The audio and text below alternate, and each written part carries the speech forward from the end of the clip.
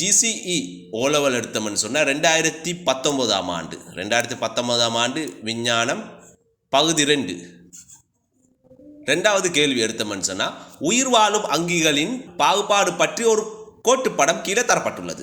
அதில் பார்த்தீங்கன்னு சொன்னால் முள்ளந்தண்டு உள்ளவை, முள்ளந்தண்டு அற்றவை.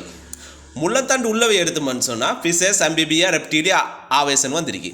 முள்ளந்தண்டு அற்றவையில் சீலன்ட்ரேட்டா, அனலிடா, மொலஸ்கா, ஆத்ரோபோடான்னு வந்திருக்கு. இதே பாடத்தை தான் கிரேட் 8ல் ரெண்டாவது பாடமாக விலங்கு பாகுபாடு கீழே முள்ளந்தண்டு இல்லாதவைகள், முள்ளந்தண்டு உள்ளவைகள் என படிச்சிக்கும். கிரேட் 8 பார்த்தீங்கன்னு சொன்னால் நிடாரியா, அனலிடா, மொலஸ்கா, ஆத்ரோபோடா முள்ளந்தண்டு அற்றவையாக காணப்படுது.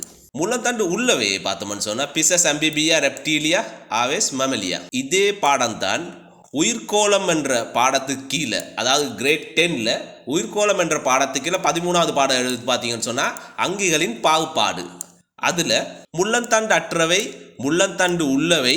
முள்ளந்தண்டு அற்றவையில் நிடாரியா, அனலிடா, மொலஸ்கா, ஆத்ரோபோடா.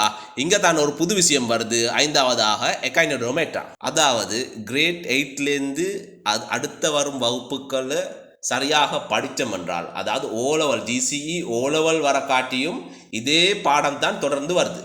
இதை சரியாக நாங்கள் படித்தோம்னு சொன்னால் உங்களுக்கு தெரியும். இங்கே பார்த்தீங்கன்னு சொன்னால் இது கிரேட் 8க்குரிய பாடம், கிரேட் 8க்குரிய பகுதியாக வந்துச்சு. இந்த பகுதி மட்டும்தான் கிரேட் 10ல் நாங்கள் படிக்க போகிறது, கிரேட் 10ல் படிக்க போகிறது. அப்போ எங்களுக்கு இதை தொடர்ந்து சரியாக படிச்சுட்டு வந்தோம்னு சொன்னால் ஓ லெவலில் ஏ இல்லை,